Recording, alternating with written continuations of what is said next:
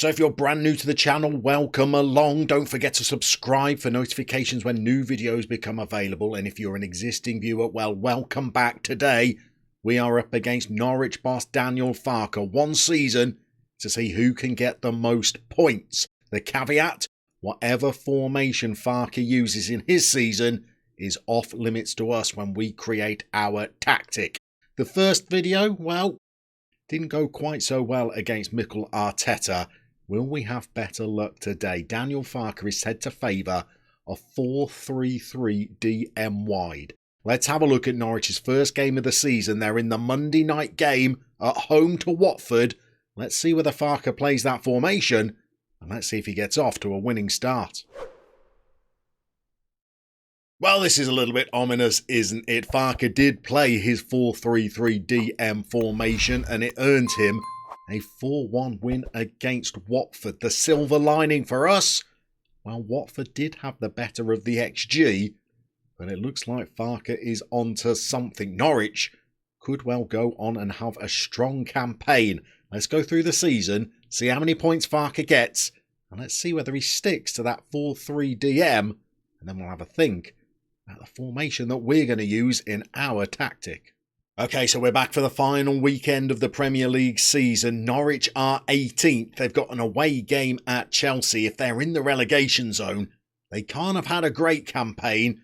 Let's find out how they do on this final weekend of the season and then see what our points target is going to be. Okay, so Norwich have played their game against Chelsea and it was another defeat. Daniel Farke is still in charge. I've just checked that he wasn't sacked, but he has been relegated with Norwich for the second time in his career. But he's also made some tactical tweaks during the season. So the 4-2-3-1 that Norwich played in this game against Chelsea seems to be the formation they've adopted for, well, more than the second half of the season. They started off with a 4-3-3 DM wide, but they've changed to a 4-2-3-1 partway through the season. So I think what we will stipulate is that both of those formations are off limits when we design our tactic. But let's find out just how many points Norwich and Farke were able to amass. It looks like in their 38 games, Farke was able to guide Norwich to a 31-point total. They suffered a lot of defeats, 23 in total.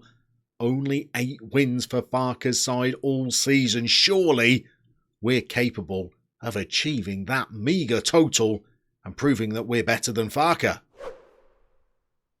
Okay, it's time for our turn at the helm. We've made a couple of transfers. We've designed the tactic. We've got our first game against Watford coming up. Now, I don't want anybody sniggering at the tactic. Remember, the 4-3-3 with a DM was off limits because that's what Daniel Farke started the season with, and so was the 4-2-3-1. So, both of those popular formations were unavailable to us. Instead, we're going with a revolutionary and not true to type 4-4-2 formation. A little bit of a departure from the kind of football that Norwich were playing, but I figured if Daniel Farke's tiki-taka couldn't get Norwich to survive in the Premier League, well, why don't we try and do something a little bit different? So we're going with a 4-4-2. I thought about a 4-4-1-1 with Cantwell playing just behind a lone striker, but Norwich seem to be the kind of team that struggle for goals, so I've gone with 2 up top and I've signed 2 new players. Pukki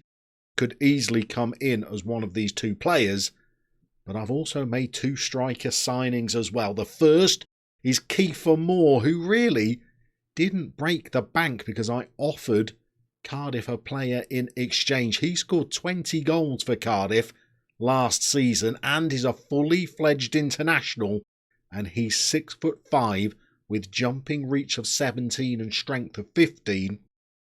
This is a guy that's come all the way from the Vanarama South, and on Monday night he's going to be making his Premier League debut. Alongside him is going to be Neil Maupay. I did look at another striker from the Championship, but I couldn't make the finances work on that deal and still have enough money to sign a target man. So we've gone with Neil Maupay. He's not perhaps as quick as you might like for a support striker, but he's very similar to Timo Pukki. He's going to work very hard. He's going to be a presence up front alongside the target forward. So I'm hoping that these two players can fire us to a win on the opening day of the season. Remember, Daniel Farke beat Watford 4-1 in his attempt.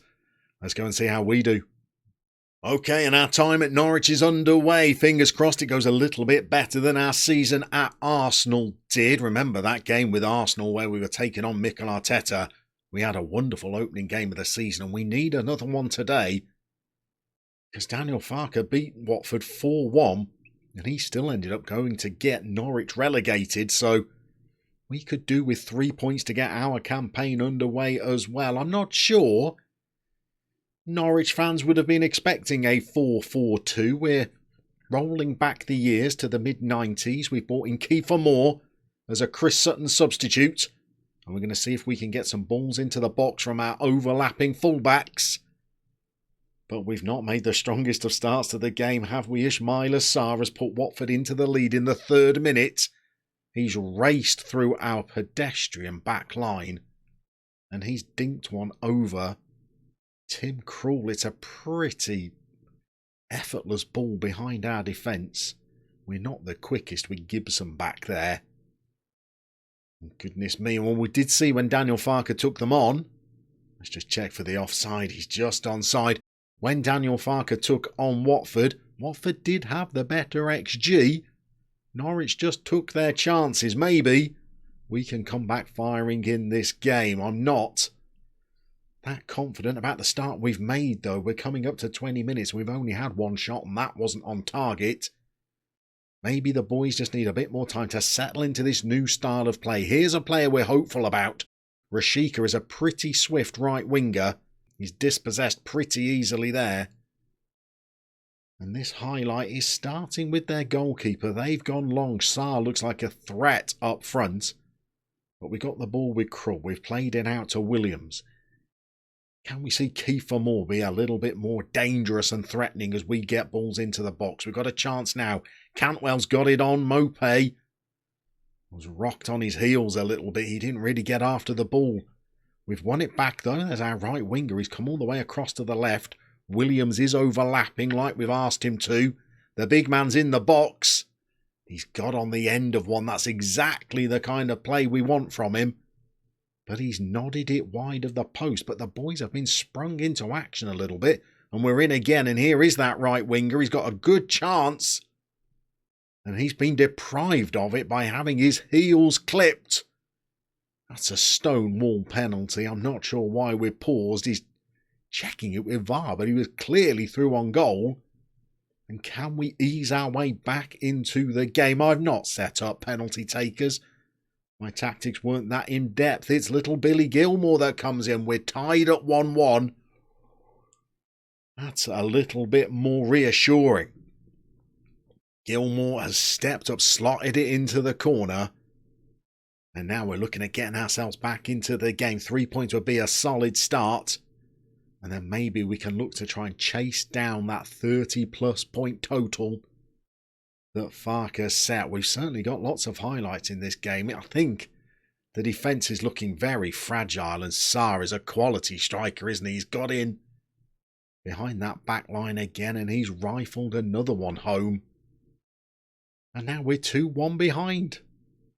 Goodness me, maybe I shouldn't have focused so much on the forwards for this tactic. I should have looked a little bit more at the back.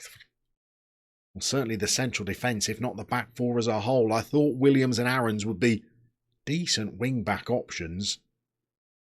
And I thought Gibson and Kabak would be all right as centre-halves, but doesn't look like they've started the season very well. I did bring in another centre-half on a free transfer. Matteo Masacchio, maybe in the second half. He might be making an appearance. We've got a really decent XG, propped up by having a penalty. I think it's time for the riot act.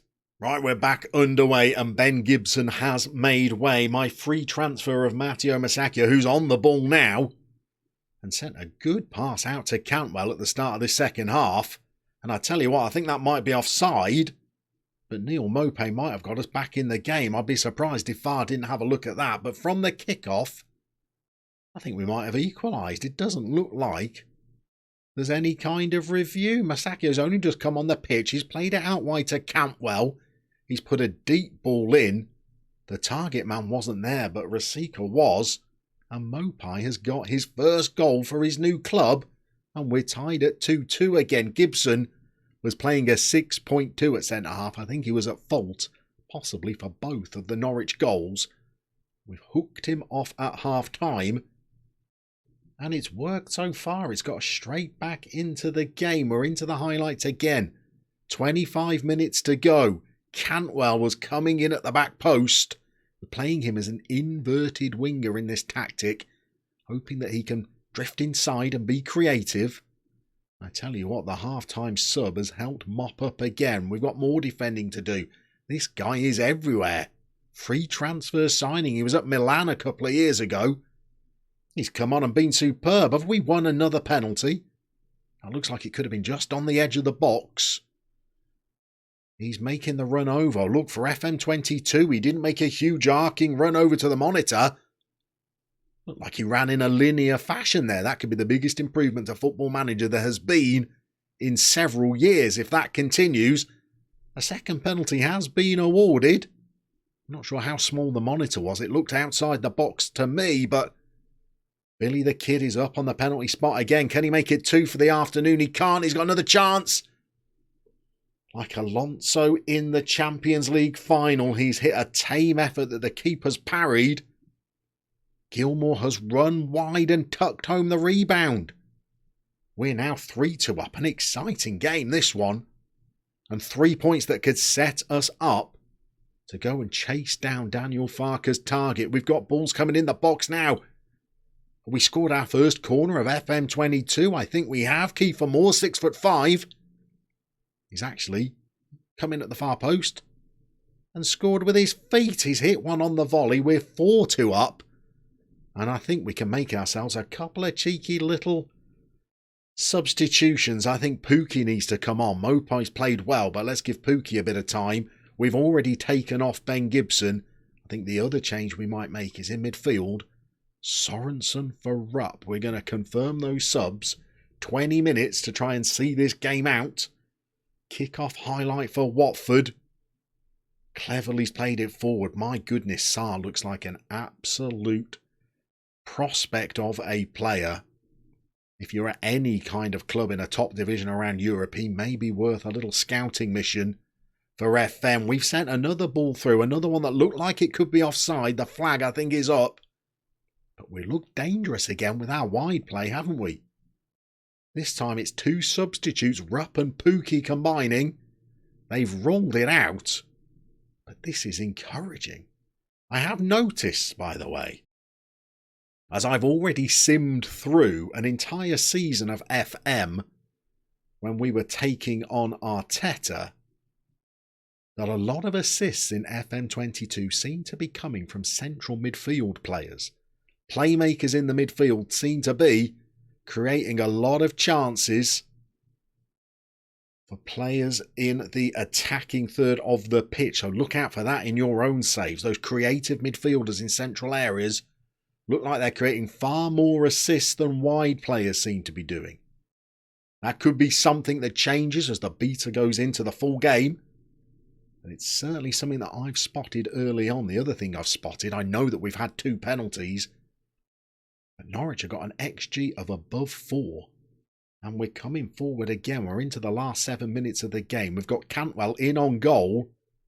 He's gone wide. He's got one to Moore. I thought he was going to have another chance. He has. Kiefer Moore started his career, I think, at Truro in the Vanarama South. Taken him a long winding path to get into the Premier League with Norwich. But he scored a couple on his debut, and Cantwell looks very good as an inside winger in a 4-4-2. I didn't think he might adapt very well to playing a 4-4-2. I thought he would prefer to play a little bit further up the pitch, but he's looked good. We've got an XG of 5, and we've notched up a 5-2 victory over Watford. I think we've got to tell the boys that that was a pleasing performance, but now we're going to see how this tactic performs for the rest of the season. So poor old Daniel Farke is still unemployed since we took over at Norwich, but how did we do chasing down his 31-point total? Don't get your hopes up, kids, this is not going to be pretty.